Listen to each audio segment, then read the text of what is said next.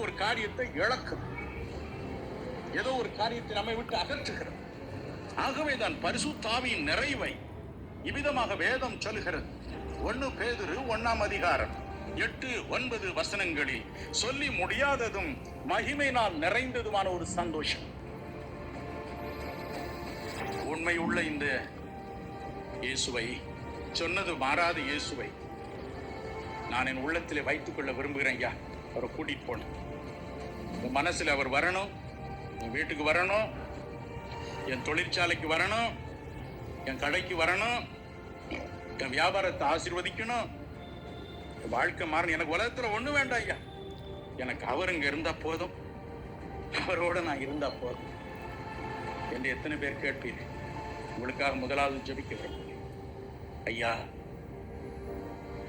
கடவுளுடைய புதல்வனாகிய இயேசு எனக்குள் வர வேண்டும், என் மனசுல வர வேண்டும் என்று சொல்லிடுவார்கள்.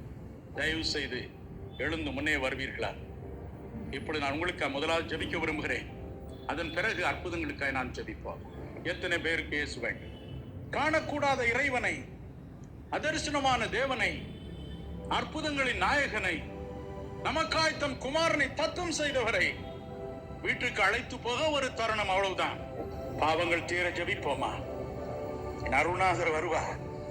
தம்முடைய சொந்த ரத்தத்தினால் உங்களை தலையிலிருந்து கால் வரை முழுவதுமா இப்பொழுது கழுவுவார்.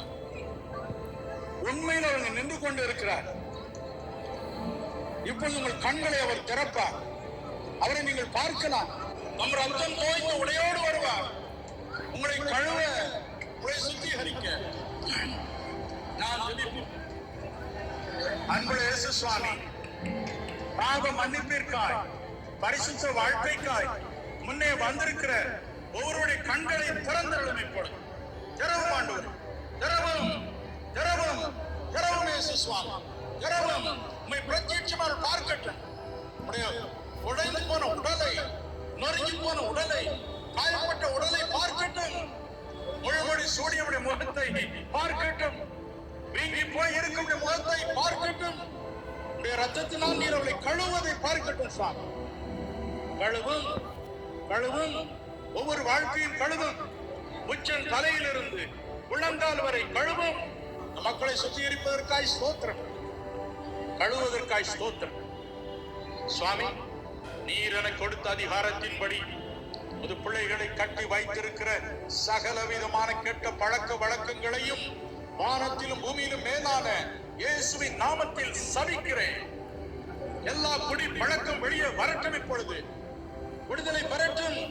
இருக்கிறவர்கள் மாத்திரமல்ல சுவாமி, இந்த மக்களுடைய குடும்பத்தை சேர்ந்தவர்கள் வீட்டில் அப்படி இருப்பார்களானால் அவள் மீது கை இப்பொழுது இறங்கட்டும் என்று கட்டளை கொடுக்கிறேன். வல்லமை இறங்கட்டும். அந்த குடி வெறி இறங்கட்டும். குடி போதை மாறட்டும். கெட்ட பழக்க வழக்கங்கள் மாறட்டும். நசரேனா இயேசுவின் நாமத்தில் நரகத்தில் போகட்டும் என்று கட்டளை கொடுக்கிறேன். ஒவ்வொருவரையும் விடுதலை செய்யும். விடுதலை செய்வதற்காக நன்றி, நன்றி இயேசு சுவாமி. பிசாசின் கிரியைகளை அழிக்கும்படிக்கு தேவகுமாரன் வெளிப்பட்டார்.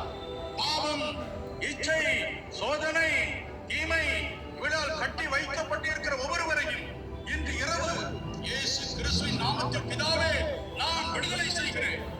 ஒவ்வொருவரை விடுதலையாக்கும். வாழ்க்கை தூய்மை அடையட்டும் சுவாமி. நன்றி அப்பா, நன்றி.